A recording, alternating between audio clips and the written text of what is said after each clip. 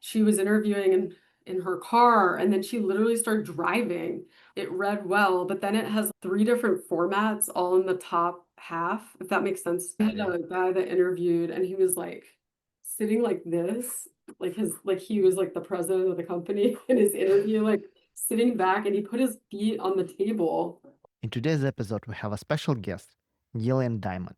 She is the director of talent acquisition at company Entertainment Partners. We have 5 resumes to review, so let's get into it. Can you give like maybe high level of candidates that usually like you see? Let's start with the resumes, right? Resumes that are looks good and would be like easy pass, right? I think a good, like a specifically good resume that I see is easy to read.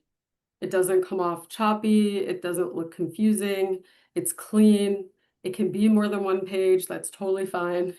Especially the higher level you go, it's expected that you have a history of jobs. So I would say very easy to read, not easy to read in the sense like just like looking at it doesn't hurt your eyes, if that makes sense. I've definitely Yeah. seen resumes that have hurt my eyes and I can't, I'm like, okay.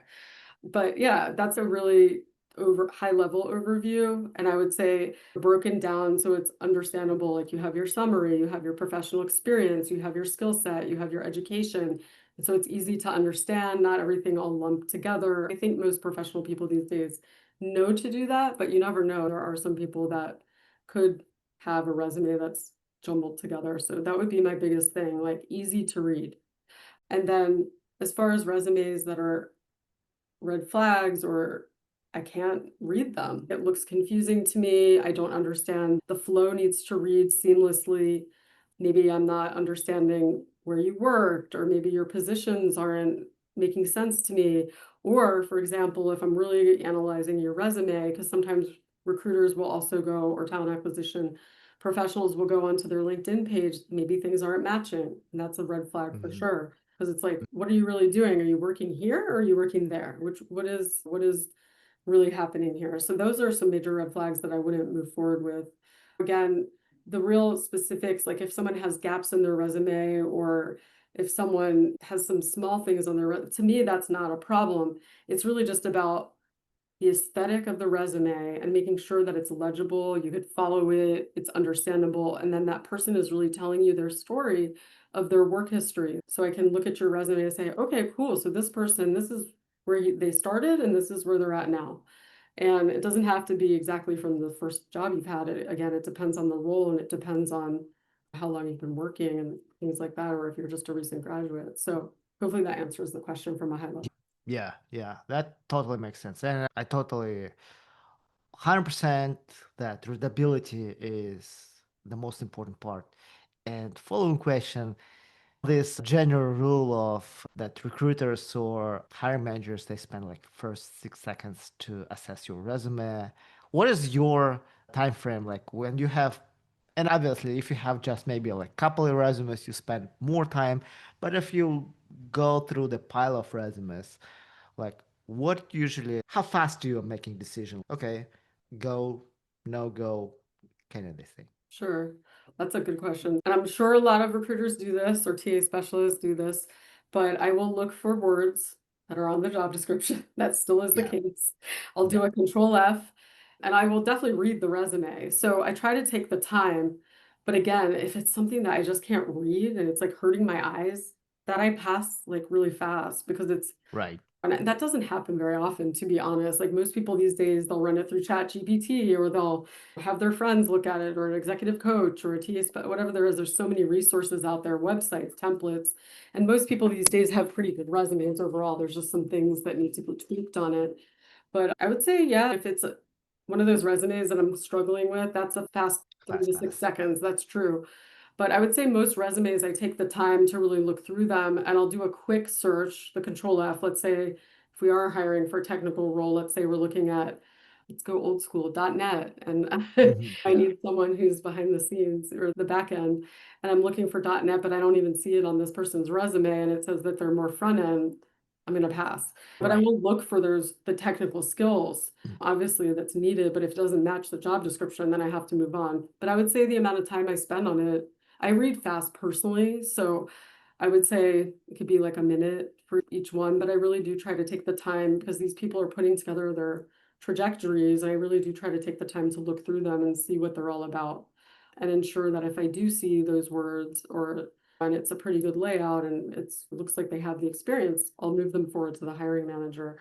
But I think the hiring manager probably spends more time than the Yeah, team specialist will because they're getting the batch that's already been looked through and yeah. already been reviewed by me, the recruiter. So I think they would definitely spend more time, maybe 5, maybe even 10 minutes, depending on the individual and how analytical or prescriptive they are. Yeah, yeah. And that's it totally makes sense. And again, in today's market, because we all understand today's employers market, we don't have enough jobs. We have a lot of people who got laid off. In general, like we see, so from my experience, when from our agency, when we posting the job for on behalf of our client, we usually get like 300 resumes in the first hour, Wow. Hmm. and maybe 1,000 resumes in general. Then it slows down a little bit, but like 1,000 resumes in the first 2 3 days for sure. Can you share what is your experience like? How crowded the market is, so to understand com- how competitive the market. And today is September of 2025, obviously, right? Yeah, what you just said is pretty much consistent, I believe, across the board for all companies. I'm sure I mean, there's roles that we don't get thousands because it's more niche specific. I work in the entertainment industry, and the resumes we get are maybe niche on a specific role. So we might not get thousands, but we get a lot. But I do know from talking with my colleagues also in the recruiting space, it's very consistent across the board because there's, as you just mentioned, not enough roles for the amount of people that are out there. And unfortunately, there's been so many people that have been laid off or that are just looking for work or whatever it may be, and there's not enough jobs out there. So many people are applying. And then also, people are using the AI bots, I believe, to help them Yeah, apply. And it can have them apply to a lot of roles all at once. Whether or not they're good or not, I don't know if that works well for anyone. It's an interesting approach. I don't recommend that I necessarily. don't recommend it Yeah, either. yeah. But I feel like what you just said, the labor market is really tough and it's taking candidates, unfortunately, anywhere from a few months to I've even seen like 1 year, 2 years. It's a long time. Two Yeah, years seems really long, but it takes a long time to get a job these days because of that, for sure, unfortunately. for sure. And there's s- like questions from people who applying. What would you recommend if, for example, I applied to this, I saw this opening happen, let's say a month ago, right? I applied, but haven't heard anything back. And Yeah. that's also can happen Yeah. quite often, right? When no response at all, or either a company didn't close the job or they didn't update it that it was closed. So would you recommend to reapply to get any feedback or any response? That's a great question. I would not reapply. But I would try to reach out, like, for example, if you're applying on LinkedIn and you Mhm. happen to see, sometimes they'll list out the hiring team. You can look that person up on LinkedIn and maybe reach out to them that way and ask them, "Hi, I applied for your position. Is it still open? I haven't heard anything." You might not get a response, but you never know. So it can't hurt to try that approach or to just reach out to someone in the company. But I would say the recruiter or whoever's listed as that contact or even the hiring manager, it can't hurt to try to reach out to them and ask if the role is still open. It can't hurt. You never know what can happen. Unfortunately, people are so slammed these days and they get so many LinkedIn messages. You might not get a response, but again, it can't hurt Mhm. to try because you won't know Yeah. until you try. Why do you think the person should not reapply? That's just my opinion, but I feel like I'm trying to imagine myself. And I would I always try to ensure that we, as a team, always follow up with our candidates to give them a heads up of whether or not the role is closed or open or they're not moving forward. But I would say to not reapply because to the same position because they already have your application Mhm. and they might it's possible they could get annoyed or they Ah, could be like, oh, again with this person. And again, it's okay. You could try, but I personally wouldn't recommend it because they have your application. It's there. They just have chosen, Yeah. unfortunately, to not get back to you. There is a debate about this too. So when your resume can be like piled down or like just buried Yeah. under many applications. So that would make sense to reapply to make your resume up. Yeah, Is it that makes is it sense. true? Is it a case though? And I understand because it depends on the company's processes.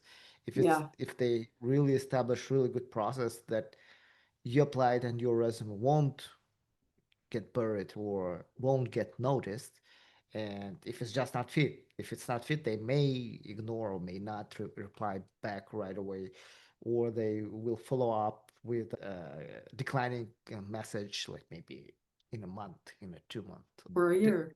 or a year. Unfortunately. But in general, I know several stories that I heard that, oh, I resubmitted my resume and they called me back. Oh, they did. Yeah, Interesting. Huh. yeah, I'm just looking at it from my perspective, but that's a yeah, really interesting point.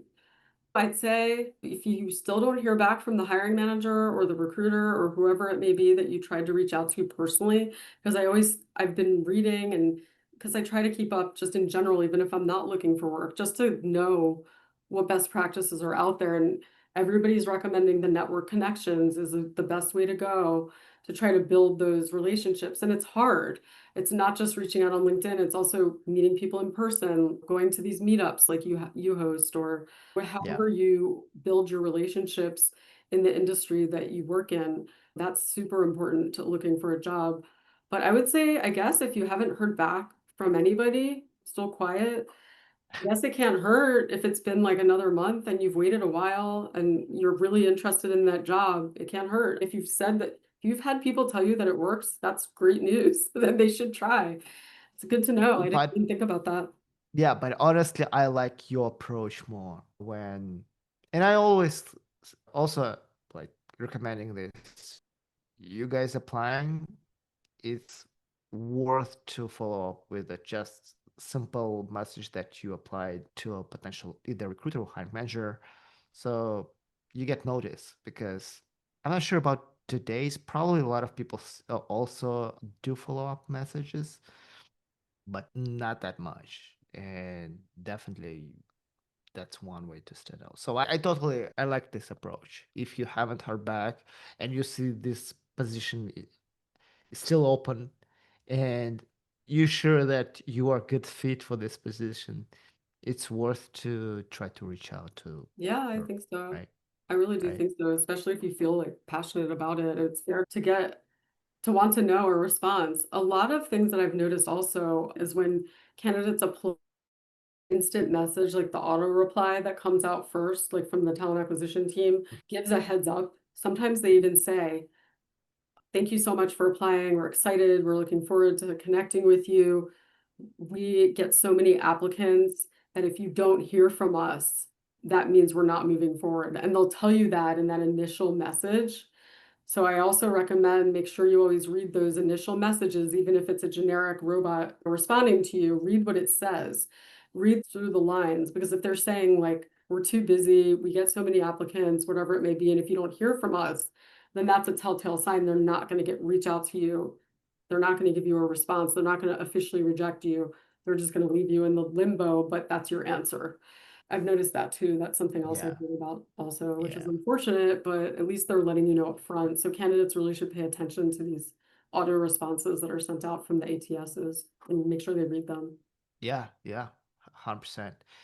And another question, not related to resumes itself, but in general with hiring, since I have a chance to ask you, what are you looking in the candidate when, imagine he passed the resume review and you're doing the first screening call or the interviewing part, right?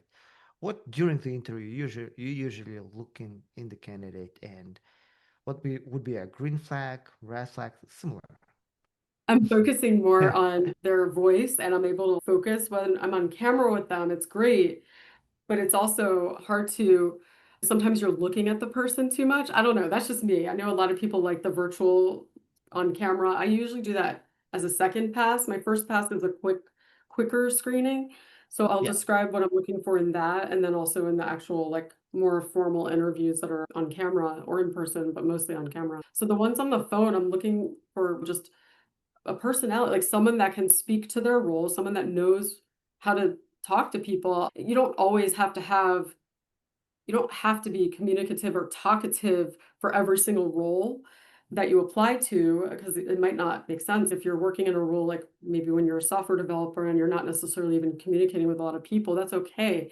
But you have to be able to communicate in an interview, at least get up to speed on how to speak to someone in an interview. So I always look for someone that can communicate, someone that is professional, someone that is answering my questions properly. I always also look for a salary check. In the state of California. We're required to post a pay range, right? And in other states as well, not every state requires this, but in California we do. And so I like to make sure that they're okay with that range. And then if they're not, it saves a lot of time.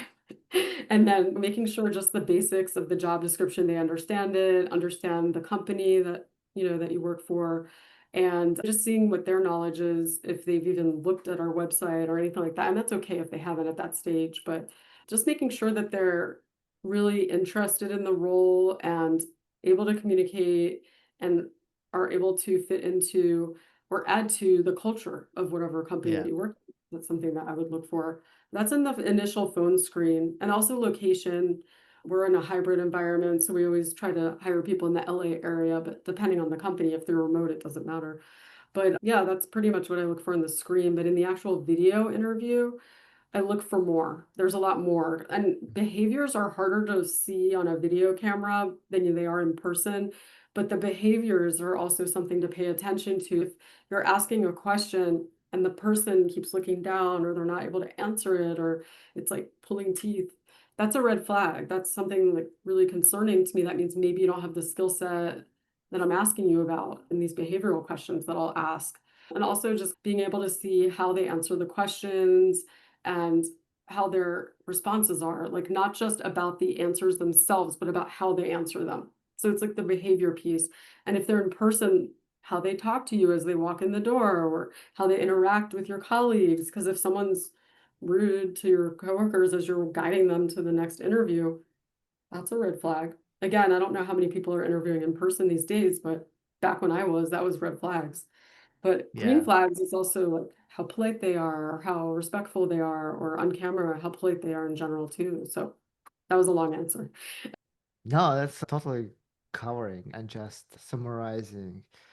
Really, you're trying to find out if the person, whatever he put in his resume, actually matches Right. to what in how he's talking. And communication is actually very important, especially on the phone. Yeah. If you do the screen, and the same thing with the video. You mentioned about the behavioral stuff, I just remembered. Can you give some crazy examples? I have ones from like pre-COVID that were in person, and I have some that are virtual. So I'll share a virtual one. But basically, we had a candidate that she was interviewing, he or she, I think it was a female, and she was interviewing in her car, and then she literally started driving while she was in the interview. Oh, And we were like, and again, I think she might have been entry level, so maybe it was like one of her first interviews. But I think one of us had to be like, hey, can you pull over? And she was like, oh, give me a minute. I'm sorry. I have an appointment coming up. So I wanted to get a little closer. And I was like, okay. But I was worried it wasn't safe. I'm like, can you call us back or jump on the call when you're done driving? So she logged off and then logged back on and was like finally parked somewhere. But it was really concerning. And then there was another one that was just distracting that I heard about. I wasn't part of this one. Someone on my team told me about this a while ago. Someone interviewed in a bathrobe and was in their pajamas, didn't even make an effort, like at all. And wow. yeah, and again, we're not judging what people are wearing, but at least it's still a professional interview. You want to at least look nice from the waist up. You can wear your pajamas bottom down if you want. I just don't, I won't see it, but make an effort. So those are the virtual, just a couple of funny like virtual ones, and then an in-person, a couple. I have a couple. I have many. Have We had many. a guy that interviewed, and he was like sitting like this, like his like he was like the president of the company in his interview, like sitting back, and he put his feet on the table Oh my God, while he really? was interviewing, and I was like, he must be really comfortable, and I was like, I think one of us had to be like, "Oh, do you mind taking your feet down?" It's a little bit distracting. He's, "Oh, I'm sorry about that." And he just kept, it was weird. And he was very like controlling of the conversations. It was really hard. We had to ask questions. He would answer the question in a roundabout manner, but it didn't seem like he had self-awareness, unfortunately, and that's too bad. Oh, he was interviewing you guys. Right. I think he thought he was the manager that was interviewing, but he was the Hmm. candidate. So that was crazy. So Yeah, yeah, yeah. With the driving, that's crazy. It reminds me these memes in yeah, the Reels or TikTok videos, like when the yeah. person, but he was doing this for purpose, like when he Yeah, was driving through the McDonald's or any fast food chain and interviewing meanwhile. That was like, what? that's crazy. Yeah, I don't know how you focus while you're driving. It's just not safe. It's So, not safe. It's please don't do this. Whoever yeah, is hearing this. I need to be in like a quiet room with no distractions. That's just Yeah. me personally, but anyway. Yeah, we have 6 resumes to review. Let's take a look at them. What do you When I think look at about this it resume? like quickly, it looks clean. It doesn't look like a resume I can't read or I get frustrated with. It's not like that at all. There were some things that I saw on the top, the professional summary, I thought was an area that could use some improvement.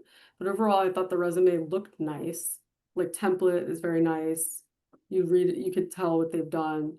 But my recommendations that I had was I felt like the professional summary needed to be trimmed down a little bit. It read a little bit Mhm. choppy to me. Again, maybe someone else doesn't mind, but for me, it read a little choppy. Like it was Mhm. full stack engineer with proven ability, transform business needs into actionable technical solutions, invited back to Nielsen as a data engineer. That part I felt belonged in the actual resume.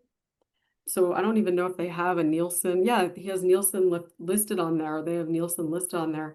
Add that line as a bullet in there and remove it from the professional summary.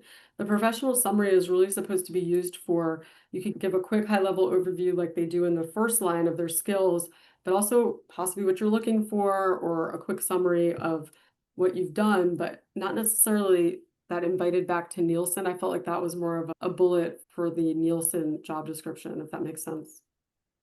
Yeah, yeah, So totally. that was what I saw there. And then what else did I see? Just a general recommendation. They did a pretty good job of this in the technical expertise area.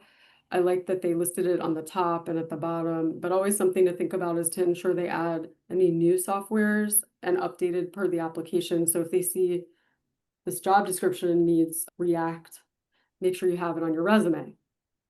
Otherwise, you might not get moved forward. You definitely want to make sure the job description matches the resume, but that's not necessarily specific to this resume. Yeah. The other thing I recommend also, if you go up a little higher, sorry about that, they had a job, University of Florida, as a guest instructor, spring Mhm. and fall 2024 to 25. And then below that, it shows virtual restaurant solutions, January 2023 to present. I would say flip that because if you're still there, you want to have that one on top and then have Yeah. University of Florida underneath the virtual restaurant solutions. But then also when I was reading the virtual restaurant solutions, it was in past tense. So that confused me a little bit. And I was like, are they still there or not? And I know some people keep present on their resumes, but to me that was confusing. And that I'd say always be truthful in your resumes. I'm not saying this person isn't, but if you're not there anymore, make sure you have an end date. And that's okay if you Mhm. have an end date. It is what it is, especially these days when so many people are getting laid off or whatever the Yeah. situation is. That's actually also a notice and to get me confused, like why guest instructor is above the existing Yeah, I'm wondering, experience. it looked like Yeah. they were trying to keep it by year of Yeah. when they started, maybe. But my recommendation is you have the most recent experience there. And if that's not your most recent experience, close it out. And also make sure that the tenses are all the same. Because this person has some past tense, mostly all past tense, and some of them, I think maybe higher up, they switched it again, or Mm. maybe not. But either way, make sure your tenses are matching. Yeah, yeah, that's great feedback. Yeah. And then I did have a question at the bottom on the education piece. It says Lean Six Sigma Green Belt, which is awesome that they have that. It says course focused on data-driven process. Is this completed?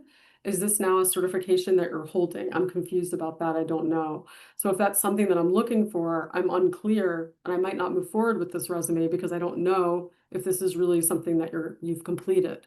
So maybe list out that it's completed or have the end date there as well. And Mhm. also, it seems like they've graduated with their bachelor's, associates, and master's. You don't have to put a date, but maybe write completed. I don't know. You don't have to, but definitely for the certification, I would write completed. I'm assuming that they've completed all these degrees, which is great, fantastic. So I like that. I like that they listed those out. But yeah, the overall look of the resume was good. There was just some more, I had to dig into the resume a little further to give additional feedback, but overall it looks good. But when you really start honing in on things, you need to just make a few tweaks here and there. Yeah, yeah, that's great. All right, let's move to the next one. So this resume definitely stood out. I would probably look at it because the blue and white stood out to me. I liked that. But there is a lot going on in that top half of the resume, which is not bad. The things that are going on are very good. But as I said, whenever I look at a resume, I want it to be easy on the eyes. This was not easy on my eyes at first. The versatile software engineer with hands-on experience, it read well, but then it has three different formats all in the top half, if that makes sense. You know what I mean? Yeah, They yeah, have their summary, and then they have this like list, and then they have like blocks of different things. My recommendation would be to keep things low. Maybe if you want to have the blocks, I would move technical skills to the bottom because it seems chunky in that top half. Again, that's just me. Maybe I'm being too nitpicky, but that's what stood out. And I think the professional summary just shortened a little bit because it seemed very wordy and add a goal if possible of what they're looking for, similar to the other resume. yeah. My also other recommendation on the top there when they had the one work experience, totally fine that they've been there January to June, but was that a contractor role? If it was, that's okay. Put that on there.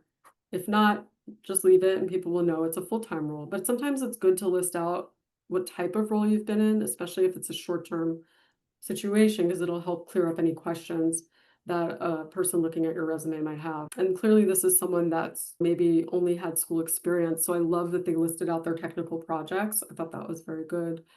I want to make sure that this person knows to ensure that the technical projects they list out, make sure they're relevant to the job description. I don't know what this person would necessarily, they have a variety, a lot of C plus in there. Maybe that's a Python, maybe those types of roles is what they're looking for.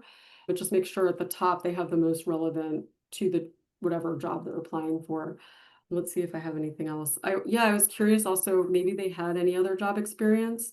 They could list it on there. It's okay if it's not a software engineer, but it shows that they have work experience. That's my recommendation. Maybe not every other recruiter would say that, but I think it's important to know, was this person working during school? Maybe they were a graduate assistant teacher, or maybe they were like a receptionist, or maybe they worked in a fast food restaurant. I don't know. But I always, when I'm talking with anyone who's in college, we have intern programs. And if I'm recommending anything to them, I say list out all your work experience. And yes, technical projects are very important. So any other projects also if you don't have a lot of work experience. And maybe this person doesn't. Yeah. And then I said move the technical skills to the bottom. But they have a lot of great technical skills. Yeah, I think what this person was trying to do is squeeze in everything in one page, and it makes Yeah, sense for sure. because they are in the beginning of their career journey for sure. Yeah, And I can definitely can I would recommend to remove these core competencies yeah, because this that is too. that's a lot of and some of them should be in technical skills, I and it's agree. actually duplication. It's C plus, and here we Mhm. have C plus, so it's duplicating a lot of words here. I have uh, that too. I said that they blended together. yeah, exactly, Yeah, this is very hard to read because it's very busy yeah. resume. It's very busy resume. But it stood And out for sure. It got my attention, but then I was like, ah. yeah, the template is nice, right? Yeah, definitely. The template is nice. It's just make it a little bit less busy, make it more focused on, yeah, feels that they were trying to squeeze in everything at one page. Yeah. And when I think of core competencies, I don't think of technical skills. I think of behavior-based items like, oh, I'm resourceful or I'm communicative in my mind. But that maybe that's my HR side thinking that. Yeah. And my personal opinion that it's not really necessary in this resumes, Yeah, right? I agree. Yeah. We're on the same. Anyway, but yeah, make total sense. Good luck. Good luck with this resume. Yeah, they have a lot of great skills there. Yep. Let's take a look. Third one. Third one, they sent me in the image in JPEG Yeah, that format. was my initial issue with it, and I meant to like circle back on it. I couldn't read it because it was so Yeah. like blurry. So don't ever send, my opinion, don't send your resume as a JPEG Yes, unless they ask please. you to. Yeah. But Yeah, I think they would need, they don't have to have a summary, but it's always nice. I think it would be nice to have a above the professional experience, like a summary of who they are, below their contact info. But I yeah. actually, when I looked at this, I liked it outside of the JPEG. I thought it was very well formatted. It had a lot of good, I liked the bullet points. I liked that they bolded some important things. Maybe that's some things that they're trying to highlight. So I thought it was pretty good. And I like that they had the skills section at the bottom with all of their skill sets broken out. I thought that all the different, how they have programming language, front and UI development. Hopefully, all the recruiters looking at this resume are technical, but maybe they're new. Maybe they're, I liked that they broke it down by the different aspects, like the cloud bracket and the database bracket, like the skills, the back end, the front end. I thought that was, I liked that. And I liked all their degrees. What else did I say? Yeah, I said it was easy to understand. And I said maybe, but again, it was hard for me to look at it before. I would say maybe increase the font size, but it looks better now that you've made it bigger. So maybe it's just me not being able to see it. But overall, I thought this resume was pretty good and they were pretty consistent with their tenses and they had a chronological timeline for their jobs and experiences that I liked. They had their education listed out. Yeah, I thought overall this was a pretty good resume. Yeah, yeah, I agree. My comment would be on this resume because I think it's also a little bit busy. Yeah, Like, it's busy. Yeah. yeah, it's busy. So, what could help? But we would love to see the summary because summary Mhm. helps to get the grasp of whole. The whole resume. It's like a pitch, right? So, what I would recommend probably, I would just make it remove these bullets, but keep it like that in the beginning of your career because you already this person already have experience and it doesn't really that matter unless if it's very related to the position that they Yeah, apply, right? exactly. But again, like whatever happened more than 5 years ago, it's not that relevant anymore. So Yeah. Maybe this they just resume, wasn't, yeah. yeah, this bullet can help to make this resume. Right. The other thing that I noticed, and I think it came up in a different resume, and again, it's not a bad thing, just that they're from somewhere else. It says Bangalore. And so a recruiter might be curious or need to know because maybe we can't sponsor someone what type of visa and how long it's good for and if they need sponsorship. So at least maybe say do not need sponsorship or list out if they feel comfortable doing that. I know some people don't, but if they do feel comfortable, it's super helpful because then it avoids us having to awkwardly ask you in your in our phone screens. Because it is a question we do have to ask. Are you eligible for do you need sponsorship? Because it costs money. I also work on the immigration program at my company and I help all the employees that currently need visas. So I'm aware of these situations and it's always helpful to have that situation. So if you can add that on your resume somewhere, like I've seen it on technical resumes a lot of the time or in general where they list out like green card or H-1B eligible till 2027, whatever it is. That's super helpful if you feel comfortable, but again, if you don't, I understand. This is fourth resume. Yes. My high recommendation on this one right away was the education. I would say move that to the bottom of the resume and make sure they add a summary. I was a little Mhm. bit confused of year up.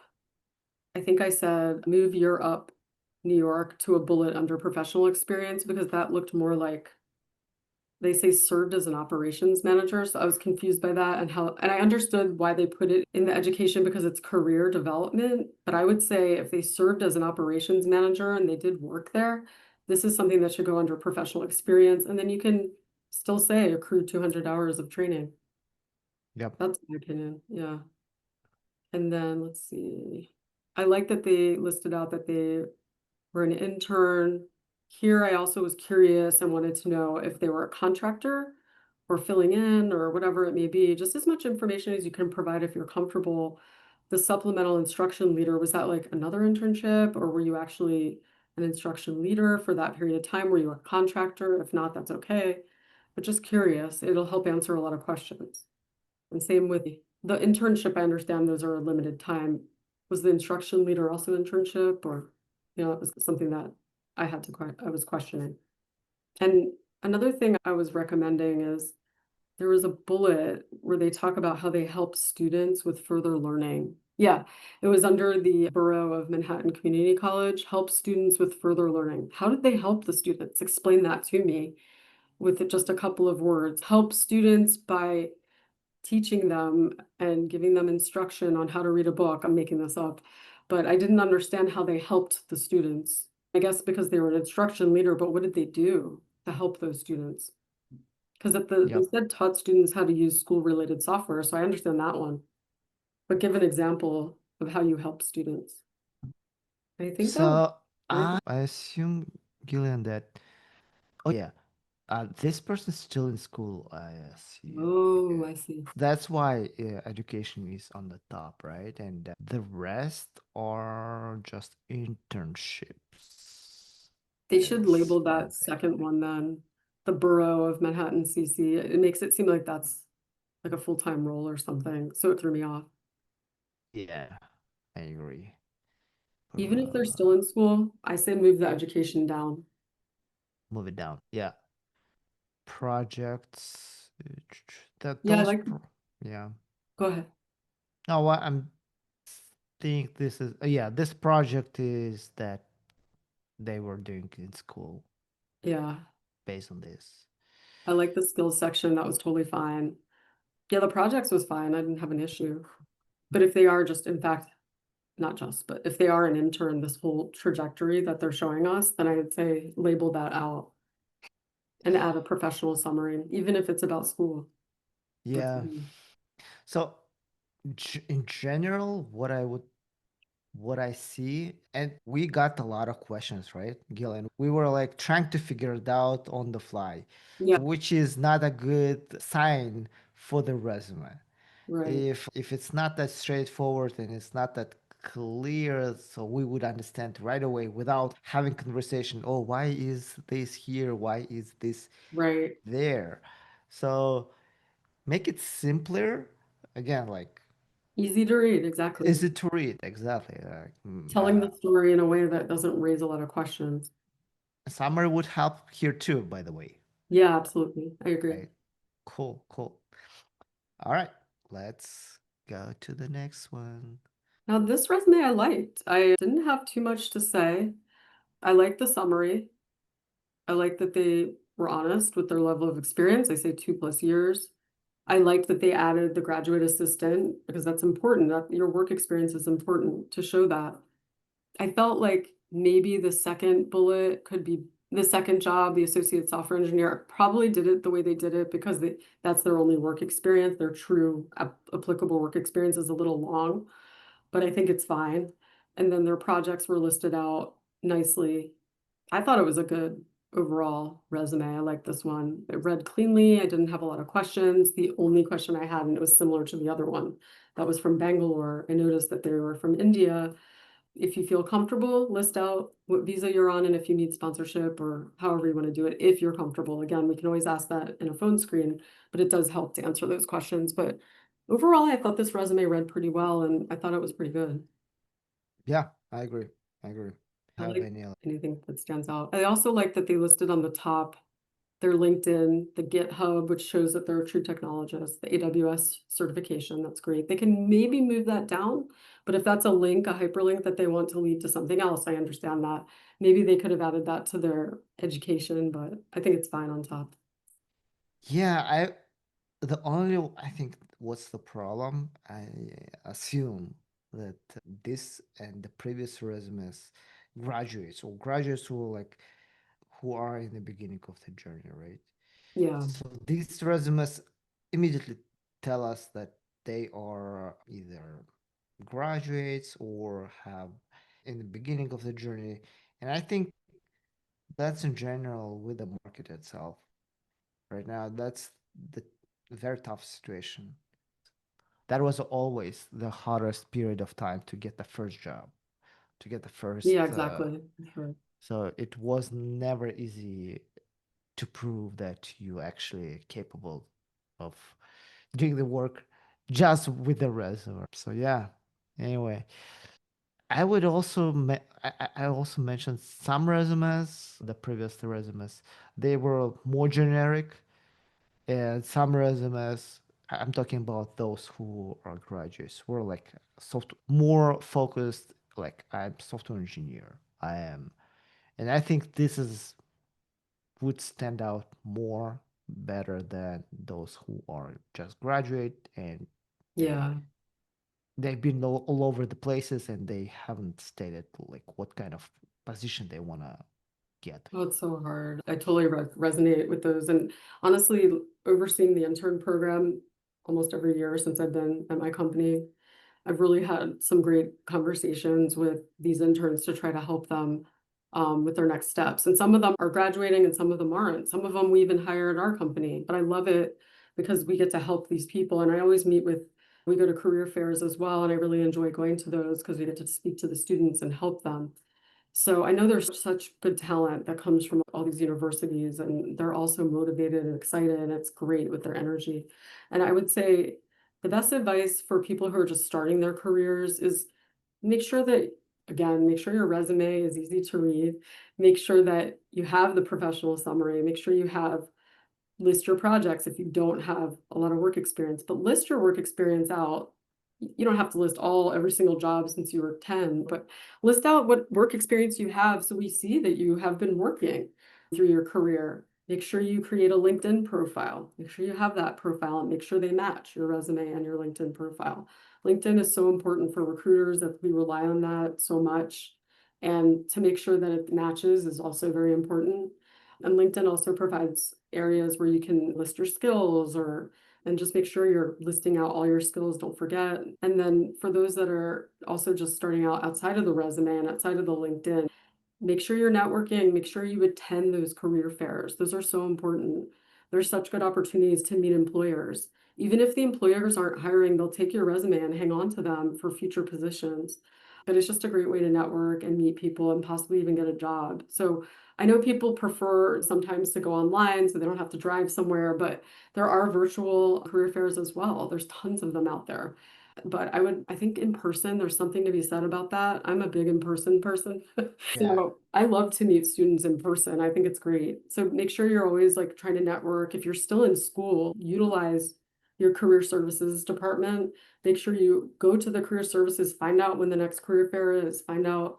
And honestly, even if you've just graduated or even if you are in the workforce, go back to your university if you're they're in the state that you're in and you want to work there and see what alumni resources they have because there's great groups that they can offer help with and connect you with connections. And if you're in a sorority, I was in a sorority in college and there's networking groups that you can attend, a sorority or a fraternity, whether it be if you were in a social sorority or if you were in one that was more academic or whatever it was. Those are all great ways to meet people, network, and find out about jobs. So those are all really important ways. I would say networking is huge, especially for people just getting their feet wet. Any connections that you have, utilize them, talk to them. anybody, network with your friends, network with people that, if you're in an intern program, network with the people that work there or the other interns, keep in touch with people. It's so important to build that book of people in your repertoire, have them on your phone, whatever it is, on your social media. Just stay in touch with people and network Yeah. online, whatever Yeah. you need. So I think those are very important steps when you're just getting your feet wet. Come to our meetups. Yeah. Yeah, or yeah, meetups. Sorry, meetups. Yeah, especially meetups are so important. Let me ask you this. I'm curious what your thoughts are. I Sure. hope you don't mind me asking you a question.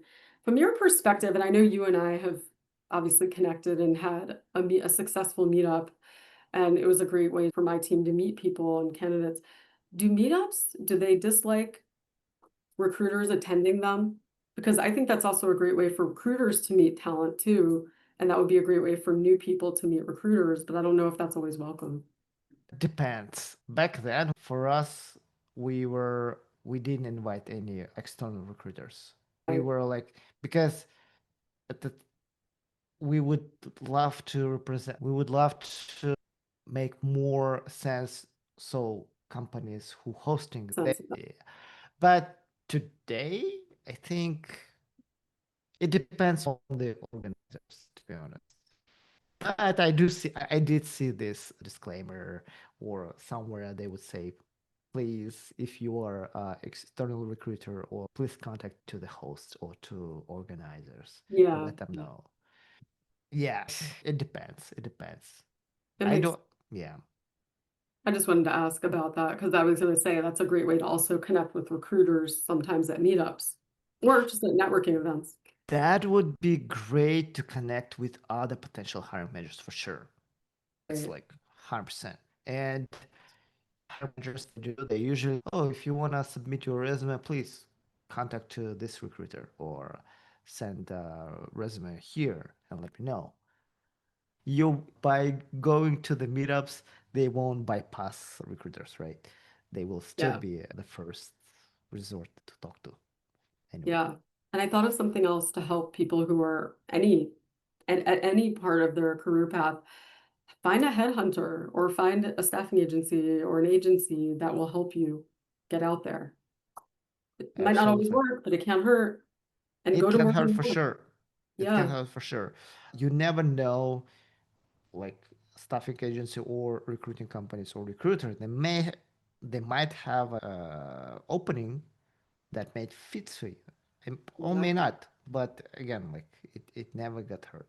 You could be on their radar at least. And there's specific technical agencies that I work with sometimes if like we need extra help because I have a small team, well, the manager might want to reach out to an agency because they have a bigger database. So there's specific technical agencies that you can look into as well. You just Google it, technical agencies in Los Angeles, staffing agencies. Yeah, including our technical Yeah, agency skills job. sure. Yeah, exactly. Exactly. But we specifically focusing on software engineering and software testing roles. So we can help to all, but these positions where we priming or really doing good job. Yeah, Because we are software engineers. I am software tester as well. yeah, that's great. So Yeah. interesting. You're Yeah. the rare breed that wants to do recruiting and technical. Yeah. Yeah. Gillian, that was really great talk. I had so much fun. That Oh, was thank you. very knowledgeable. I learned a lot, and it's always great to listen other industry subject expert matters who knows inside out, had tons of years of experience. And Stories. yeah, that's awesome. That's a golden. Yeah, yeah. Thank you for coming up, helping our community, and I hope we'll see you more often in our meetups, podcasts, and our next episodes. That would be great. Thank you so much. I really enjoyed this conversation. So thank you for having me as well. Thank you, Gillian. No, that's great.